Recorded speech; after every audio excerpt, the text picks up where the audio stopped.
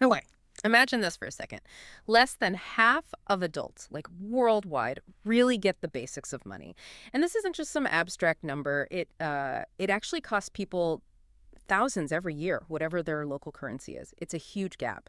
So today we're doing a deep dive. We're calling it Global Financial Wellness, Universal Money Management Principles.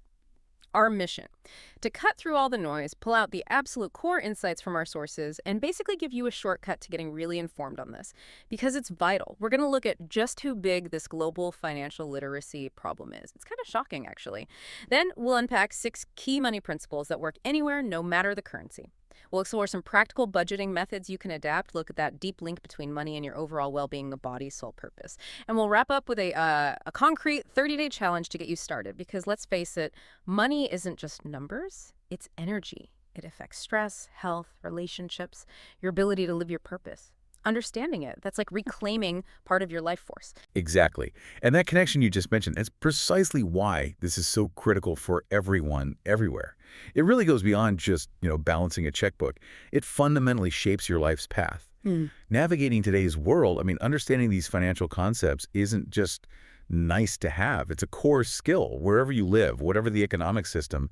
It really does impact your whole trajectory. So let's talk about that scale. The numbers from our sources are pretty stark. That World Bank survey, only 33% of adults globally are financially literate, just a third. Wow. It's a huge number. And the cost, you mentioned it earlier, potentially 10 to 15% of annual income loss. That's right. That's the average hit people take simply from not understanding these basics. And there was that point about women scoring about 5 points lower globally. A consistent gap shown in the data. But the one that really got me was compound interest. Only 1 in 3 people grasp it. Oh, That's yeah. foundational. It is. It really highlights a massive blind spot, doesn't it? And what's fascinating is how these gaps lead to universal costs. It's not just about the money. Think about the body. Financial stress. It triggers that fight or flight response everywhere. You get elevated cortisol. Which leads to inflammation, heart issues. Exactly. Weakened immunity. Your body physically reacts to that constant worry, no matter your culture or country. And the emotional side. Oh, yeah.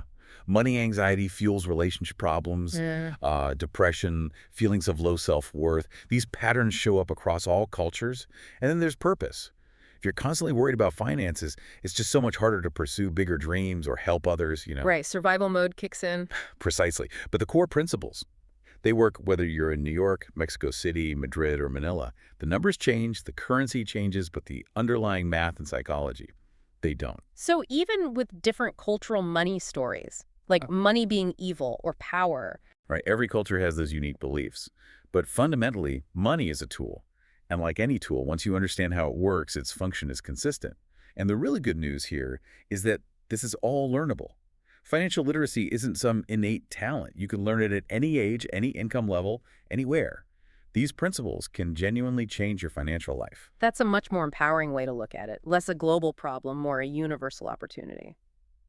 Okay, so let's shift from the challenge to the solutions. Our sources point to 6 universal principles, a blueprint for financial freedom, really. That's a great way to put it. Let's dig in. Principle 1, know your numbers. This is the absolute bedrock. You hear it all the time, but it's true everywhere. You just can't manage what you don't measure. Right. Net income, fixed expenses, variable expenses, net worth. Most people know what they are. Exactly.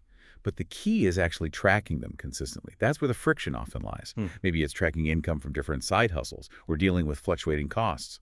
But our sources stress that just taking, say, 15 minutes to calculate these accurately in your local currency, that's a massive first step. Principle 2, pay yourself first. This one sounds simple, but it's a powerful behavioral trick. Because we tend to just spend whatever's sitting there in the account. Precisely. Yeah. Human nature. Yeah. So by automating your savings before you pay anything else, you take willpower out of the equation. Right. Think about it. Dollars, euros, pesos, whatever. Setting up an automatic transfer harnesses compound interest. Even small amounts, consistently saved, grow into something significant over time. And that automation might look different depending on the banking system, right? Could be Yeah. an app, could be literally putting cash aside. Absolutely. Yeah. It might be a formal bank transfer or something more manual, but the core concept, putting savings first, automatically holds true everywhere. Principle 3, the percentage-based budget. This gives you structure, but it's flexible. It adapts to any income, any cost of living. So less about tracking every single penny Kind of. It's more about balance. Generally, it looks like this.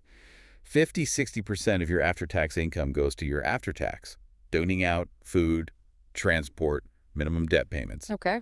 Then 20–30% for one. That's the fun stuff. Dining out, hobbies, entertainment. And the last bit. About 20% for savings and debt payoff. That includes your emergency fund, future goals, paying down debt faster. And the percentages adapt. Like if you live in an expensive city. Exactly. Your needs might be closer to 60%. In a cheaper area, maybe you can shift more to wants or savings. It's about the proportions, which makes it universally applicable. Principle 4. Build your financial safety net. Some people think an emergency fund is pessimistic, but it's just realistic. Life happens everywhere. Right. Unexpected car repairs, medical bills. Exactly. The formula is pretty standard. Start small, maybe aim for 1 week's expenses, then build 1 month. The ultimate goal is usually 3 to 6 months of essential living costs. And where do you keep that? Not invested, right? Definitely not. It needs to be safe and accessible, but separate from your everyday cash. A high-yield savings account is ideal if you have access to one. The key is liquidity for emergencies. Principle 5. Understand productive versus consumptive debt. This is a critical distinction. Not all debt is bad debt. Okay, explain that. Well, productive debt is essentially an investment. Think a mortgage on a home that might appreciate, a student loan that increases earning power, or maybe a loan to start a business. Things that can potentially grow your wealth or income. Right. Consumptive debt, on the other hand, pays for things that lose value or are used up quickly. High-interest credit cards, car loans, personal loans for, say, a vacation. Got it. And getting rid of the bad kind. 2 main strategies pop up universally. The snowball method, pay off the smallest debts first for quick psychological wins. Or the avalanche method, tackle the highest interest rates first, which saves more money mathematically. Both work. It often depends on your personality. Principle 6. Make your money work for you. Compound interest. It's like magic, and it works the same way in every single country. And the key is starting early, right? Time matters more than the amount. Massively. Starting early, even with small amounts, beats waiting and trying to invest larger sums later, almost every time. So how do people start investing simply? First, grab any employer match on retirement savings. That's free money.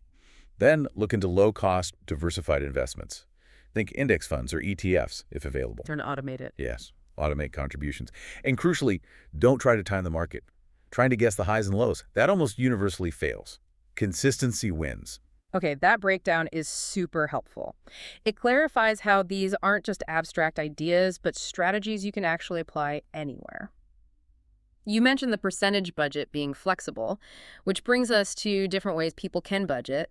Our sources really emphasize that the best one is just the one you'll stick to. Absolutely. Yeah. The percentage method is great for simplicity, but yeah, there are others. Like zero-based budgeting. This is where every single dollar or peso or euro has a specific job. Your income minus all your planned spending equals 0. Sounds intense. Who's that good for? It's great for detail-oriented people or maybe folks with really irregular income. Yeah. Because it forces you to plan for every unit of currency. Okay. What else? Then there's the envelope system. You can do it physically with cash and envelopes for different categories, or use digital apps that mimic it. So when the food envelope is empty, you stop buying groceries. Pretty much. Or at least, you need to pull from another category. It's really effective for people who tend to overspend or who are visual learners. Makes sense. So it's about finding your style. Exactly. Trying to force a method that doesn't suit your personality is probably the #1 reason budgets fail. Start simple, add complexity only if you need it. That works whether you're in Tokyo or Sao Paulo. Right. Find the tool that fits. Okay, let's shift gears a little because this next part is where it gets really interesting, moving beyond the numbers. It's that universal mind-body-money connection. Our sources make it clear financial wellness impacts way more than just your bank balance. It really does. It's often overlooked, Yeah. but the physical impact is measurable and it's global. Chronic money worries. That triggers your body's stress response. Fight or flight. Yeah, you mentioned cortisol earlier. Right. Sustained high cortisol contributes to inflammation, weight gain, sleep problems, a weaker immune system. It's a physical toll happening everywhere. And it creates that vicious cycle. Stress leads to poor health, maybe medical bills, which adds more stress. Precisely. But the flip side is also true. Taking control of your finances, even small steps, actually lowers cortisol, improves sleep, frees up mental energy. It's quite profound. And connecting it to the soul, or our emotional well-being, money often gets tangled up with self-worth, doesn't it? Across cultures. How so? Well, we see these universal patterns. People overspending to feel better, or hoarding money out of fear, or avoiding dealing with money because of shame, sometimes using it to control relationships. These aren't unique to one place. So healing that relationship. It involves recognizing those patterns, understanding your own money story, maybe from your culture or family.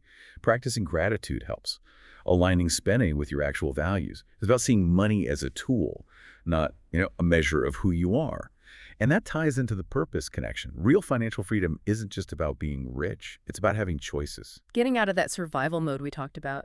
Exactly. Yeah. When you're not constantly anxious about bills, you have the mental space and the resources to think bigger. Pursue work that matters to you, contribute to your community, maybe take calculated risks. It creates options. Options and time freedom, too, eventually. It allows you to build a foundation for living a more purposeful life. That's a powerful, holistic view. Okay, so for listeners thinking, right, I want to do this, our sources outlined a really practical 30-day financial transformation challenge, a clear path. Yeah, it's designed to build momentum without being overwhelming. Week 1 is assessment and foundation. First step, actually calculate those 4 vital signs: income, expenses, net worth. Then, set up an automatic savings transfer, even a tiny amount to start. Consistency is the goal. And choose a budget method. Yep, pick one we discussed. Hmm. And critically, open a separate savings account just for your emergency fund. Get the structure in place. Week 2 is tracking and awareness. For just 1 week, track every single cent, pound, yen, whatever. No judgment, just observe. Where does it actually go? Identify those money leaks. Exactly. Maybe calculate your true hourly wage after taxes and work costs. And review subscriptions, cancel anything you don't use. Awareness is key this week. Week 3, optimization and strategy. Okay, now you actually implement the budget you chose. And here's a challenge. Try negotiating one bill. Phone, internet, insurance, see if you can get a better deal. Build that muscle. Right. If you have debt, make a clear plan to tackle it using Snowball or Avalanche. And start researching basic investment options available to you. Just learn about them. Week 4, automation and future planning. Automate everything you can. Bill payments, savings, investment contributions if you're ready. Reduce the day-to-day mental effort. Set some goals too. Definitely. Write down specific 1-year and 5-year financial goals. What are you working towards? And schedule a regular money check-in, maybe monthly, just to track progress and adjust.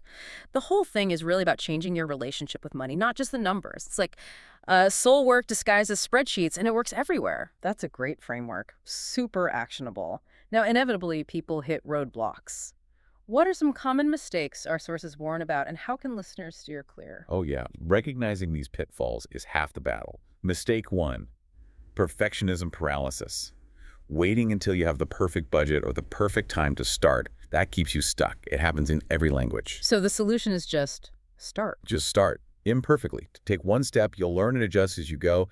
Action beats inaction every single time. Mistake 2, lifestyle inflation. This one's huge globally. Every time you get a raise or earn more, your spending expands to match it. So you never actually get ahead. Right, the bigger paycheck just means bigger expenses. Exactly. The fix. Be conscious. When your income increases, make a deliberate choice to increase your savings or investment rate first, before just spending more. Mistake 3, emotional spending. Using shopping or dining out or whatever is therapy. It leads to financial hangovers, regret, debt. It's a universal coping mechanism, but a costly one. So identify the triggers. Yes. Figure out why you're doing it. Stress, boredom, sadness. And find healthier, preferably free, ways to meet that emotional need. Mistake 4, ignoring small expenses.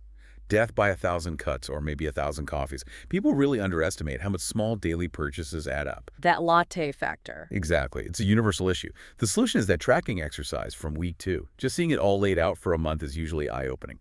Mistake 5, no emergency fund. This is critical. Relying on credit cards when something unexpected happens is how debt spirals start everywhere. So that safety net comes first. Absolutely. Build at least a small emergency fund before you aggressively pay down debt or invest heavily. It's your financial foundation. Protect it. This deep dive has been incredibly insightful.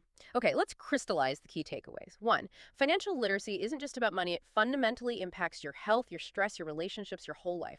2, those core principles, knowing your numbers, paying yourself first, budgeting, safety net, debt strategy, investing, they work universally. Currency and country don't change the fundamentals. 3, the best budget is simply the one you'll actually use. Don't overcomplicate it. Find what fits you. 4, small, consistent actions create huge results over time. It's true everywhere. Start small, but be consistent. And finally, maybe most importantly, money is a tool. It's for building freedom, enabling purpose. It is absolutely not a measure of your worth as a person.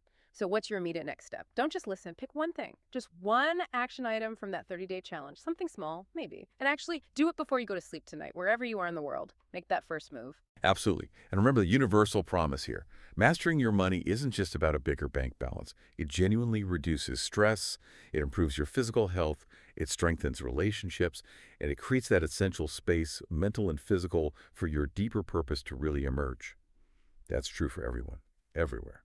So here's a final thought to leave you with. As you start applying these universal principles, consider this. How could transforming your own financial life ripple outwards? How could freeing up your own resources and energy empower you to make a bigger impact, maybe in your community or on causes you care about? That's the real potential here, beyond just your own bottom line. Thank you for joining me on the Holistic Path. If this video helped you on your journey of body, soul, and purpose, please subscribe and hit the notification bell for weekly wellness wisdom. Check out these videos next to continue your transformation. Until next time, stay holistic.